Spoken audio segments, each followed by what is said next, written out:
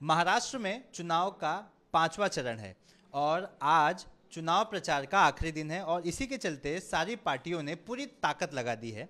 BJP के कई मुख्यमंत्री मुंबई में हैं, महाराष्ट्र में हैं और लगातार मतदाताओं को आकर्षित करने की कोशिश कर रहे हैं। हमारे साथ मध्य प्रदेश के मुख्यमंत्री हैं, उनसे हम बात करेंगे। सर, आप मुंबई में हैं, 20 तारीख को मतदान है, क्या कॉन्फिडेंट है आपका? मुझे तो चारों तरफ के विकास के काम देख करके लगा कि निश्चित रूप से एक बार फिर मोदी सरकार जब समुद्र के अंदर सुरंग बना दी, ब्रिज बना दिए, जनता की समस्या हल कर दी, गरीबों के मकानों की लंबी मालिका खड़ी कर दी, विकास के मामले में ये तो आर्थिक राजधानी मानी जाती है। भारत 11वें स्थान से अगर 5वें स्थान पर आया और तीसरे का संकल्प कर रहा है तो निश्चित रूप से मुंबई क्या पूरा देश मोदीमय है और भाजपा जीतेगी।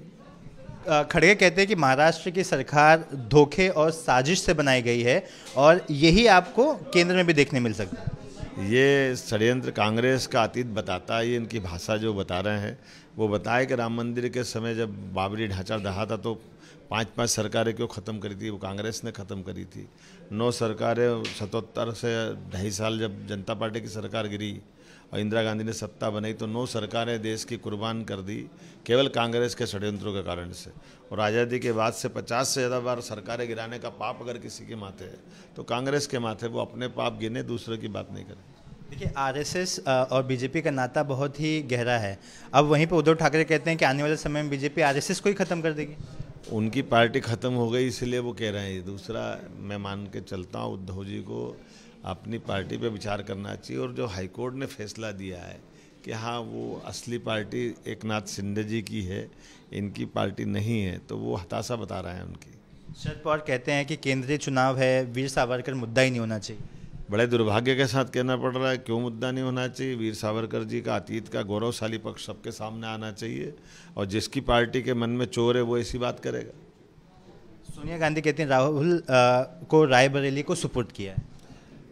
रायबरेली हो या अमेठी हो, ये गुलाम नहीं है। अब जनता वहाँ आज़ादी की मुक्ति चाह रही है। इनके कांग्रेस के लोग 17 बार जीत गए लेकिन विकास से कोई सरोकार नहीं रखते हैं।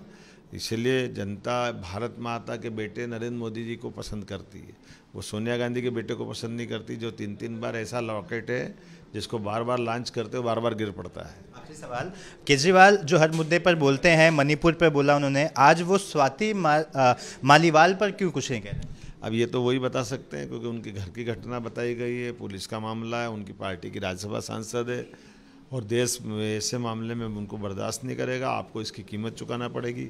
एक बहन का अपमान इस देश के अंदर हो जाए जहाँ देवियों को, दुर्गाओं को पूजा जाता है, वहाँ महिलाओं का अपमान बर्दाश्त नहीं करेगा। अच्छा, एक आखिरी सवाल, अमित शाह को प्रधानमंत्री बनाने का भी दावा कर रही है विपक्ष। कहती है कि अमित शाह को प्रधानमंत्री बनाने के लिए देवेंद्र फडणवीस को हटाया गया, शिवराज सिंह चौहान को हटाया गया, वसुंधरा राजे को हटाया गया और अब योगी आदित्यनाथ की बारी है, आपको मुख्यमंत्री बनाया गया, इस पर भी सवाल उठा रहे हैं। देखिए, जिसकी जैसी दृष्टि वैसी सृष्टि है। उनको अपनी सरकार या उनका समर्थन चाहिए तो वो अपने दल की बात करे। और ये हमारी पार्टी है, गंगा के पानी की धारा इसलिए पवित्र है कि वो निर्मल धारा लगातार प्रवाहमान रहती है। हमारी पार्टी में गौरवशाली पक्ष है कि हमारे सबके सामने माननीय अटल बिहारी वाजपेयी जी ने माननीय मोदी जी को प्रधानमंत्री मुख्यमंत्री बना के भेजा था। माननीय मोदी जी ने बाद की नई पीढ़ियों को महत्व दिया। जनसंघ से लगाकर आज तक विश्व की सबसे बड़ी अगर पार्टी कोई बनी है तो भारतीय जनता पार्टी बनी। और भारतीय जनता पार्टी के बड़ा बनने का बड़ा कारण ही ये है कि इसमें निरंतर नए नए खून का आवक, नए नए लोगों का दायित्व और नए नए लोगों को जोड़ना, ये हमारी पार्टी की गौरवशाली परंपरा, उस परंपरा से हम चलते हैं। तो ये हमारे साथ मध्य प्रदेश के मुख्यमंत्री थे।